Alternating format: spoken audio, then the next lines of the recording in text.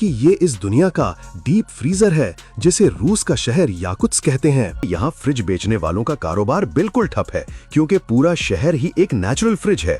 लोग गोश्त, मछली और सब्जियां खिड़की से बाहर लटका देते हैं और वो महीनों खराब नहीं होती। अब आप सोच रहे होंगे कि इतनी सर्दी में ये लोग खाते क्या होंगे। तो जनाब, यहाँ सब्जियों का मिलना तो ईद का चांद होने जैसा है क्योंकि जमीन इतनी सख्त है कि वहाँ घास भी नहीं आती। इसलिए ये लोग ज्यादातर गोश्त खाते हैं और वो भी अक्सर कच्चा। यहाँ की फेवरेट डिश स्ट्रोगानीना है, जो दरअसल जमी हुई कच्ची मछली के बारीक टुकड़े होते हैं जिन्हें नमक मिर्च लगाकर ऐसे खाया जाता है जैसे हम चिप्स खाते हैं। मकामी लोगों का कहना है कि ये कच्ची मछली ही उन्हें गर्म रखती है। वैसे यहाँ घोड़े का गोश्त भी बहुत शौक से खाया जाता है। अब ये मत पूछिएगा कि घोड़े इतनी सर्दी में जिंदा कैसे रहते हैं, वो भी यहाँ के सुपर हीरो जानवर हैं। याकुत्स्क में एक और बहुत बड़ी मुसीबत बैटरी की है। अगर आप आईफोन के शौकीन हैं तो याकुत्स्क आपके लिए नहीं है क्योंकि शदीद सर्दी में मोबाइल की बैटरी मिनटों में दम तोड़ देती है। लोग अपने मोबाइल को जिस्म के साथ छुपा कर रखते हैं ताकि उसे थोड़ी गर्माइश मिलती रहे।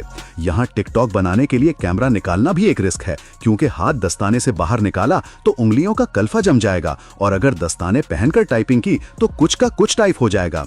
इसलिए यहाँ लोग बाहर सेल्फियां लेने के बजाय सीधा घर भागने को तरजीह देते हैं। एक और दिलचस्प और थोड़ा डरावना फैक्ट यहाँ की धुंध है।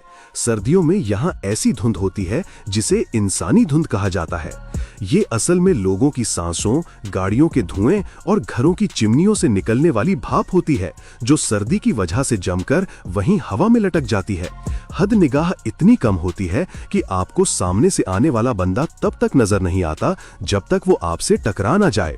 ये मंजर किसी हॉरर फिल्म जैसा होता है जहां हर तरफ सिर्फ सफेद धुआं और अजीबोगरीब साए चलते फिरते नजर आते हैं। अब आप सोचेंगे कि इतनी मुसीबत में यहाँ बच्चे स्कूल कैसे जाते होंगे। तो नाजरीन, हमारे यहाँ तो जरा सी बारिश या सर्दी हो तो रेनी डे मनाकर छुट्टी कर ली जाती है, लेकिन याकुत्स्क के बच्चे वाकई टफ हैं। यहाँ प्राइमरी स्कूल तब तक बंद नहीं होते जब तक दर्जा हरारत -45 तक न पहुँच जाए और बड़े बच्चों की तो मौजें ही खत्म नहीं होती क्योंकि उनके लिए स्कूल तब बंद होता है जब पारा -50 से नीचे गिर जाए। यानी जिस सर्दी में हम रजाई से निकलने का सोचकर भी कांप जाते हैं, वहाँ ये बच्चे बर्फ में फुटबॉल खेल रहे होते हैं। यहाँ घर बनाना भी एक साइंस है। अगर आपने अपना घर सीधा जमीन पर बना लिया तो घर की गर्मी से नीचे की बर्फ पिघल जाएगी और आपका घर जमीन में धंस जाएगा। इसलिए यहाँ तमाम इमारतें स्तूनों यानी पिलर्स के ऊपर हवा में बनाई जाती हैं।